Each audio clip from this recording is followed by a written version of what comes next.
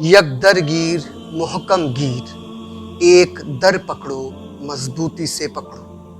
حضرت شیخ سعدی رحمۃ اللہ علیہ کا یہ بہت مشہور مقولہ ہے جو بڑی حکمتوں سے لبریز ہے اور اہل طریقت کے لیے اشارہ ہے کہ دنیا و آخرت کی بھلائی کے لیے ایک مرشد، ایک در کو مضبوطی سے پکڑ لو۔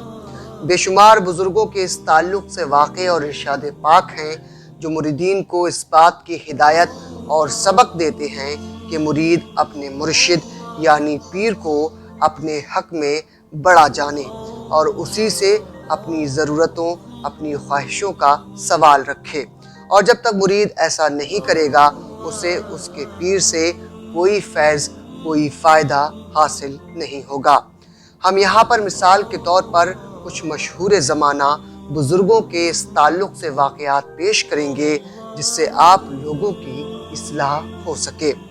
سلسلہ چشتیہ کے ایک عظیم بزرگ حضرت یحییٰ منیری رحمۃ اللہ علیہ کا ایک مرید جس نے خواب میں دیکھا کہ وہ دریا میں ڈوب رہا ہے، اور اس دوران اس کی مدد کے لیے کئی بزرگوں کے ہاتھ بڑھے، لیکن اس نے مدد لینے سے منع کر دیا۔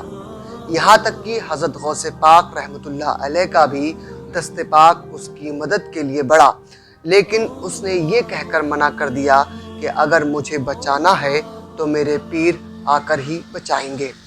لہٰذا آخر میں اس کے پیر حضرت یحییٰ منیری رحمۃ اللہ علیہ تشریف لائے اور اسے ڈوبنے سے بچا لیا۔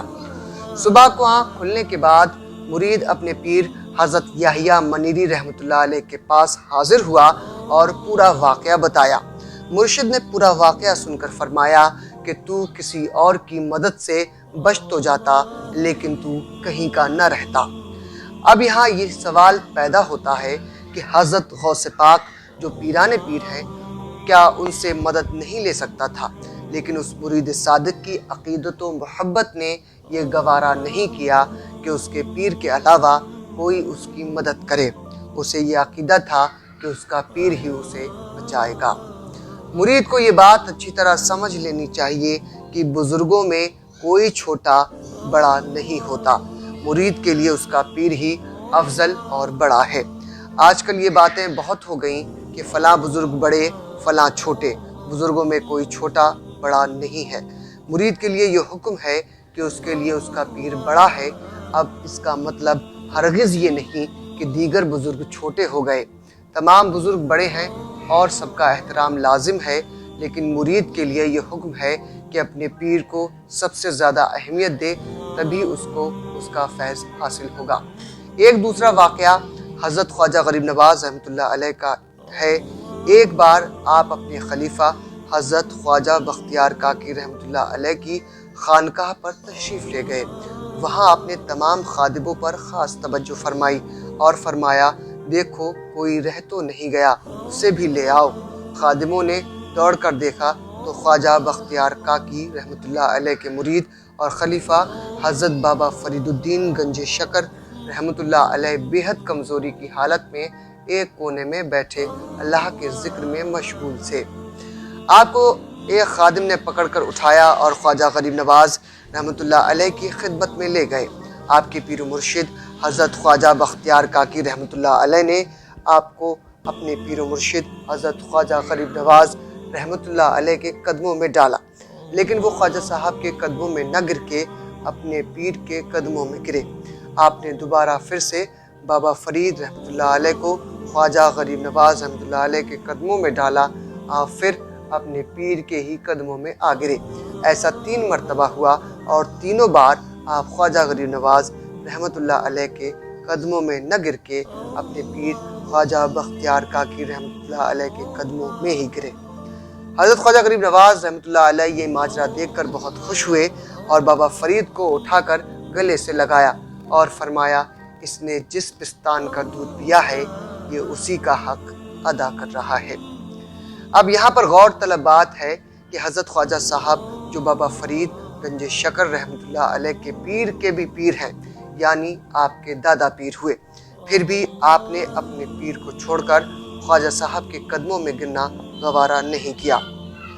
کیا انہوں نے خواجہ صاحب کی توہین کی یا ان کو چھوٹا سمجھ لیا؟ نہیں، ہرگز نہیں۔ بلکہ خواجہ صاحب کو ان کی یہ ادا بہت پسند آئی کہ وہ اپنے پیر پر کس قدر عاشق ہیں، اور ایسے ہی ہر مرید کو اپنے پیر سے عشق ہونا چاہیے جو اپنے پیر کے علاوہ غیر کی جانب نظر نہ کرے۔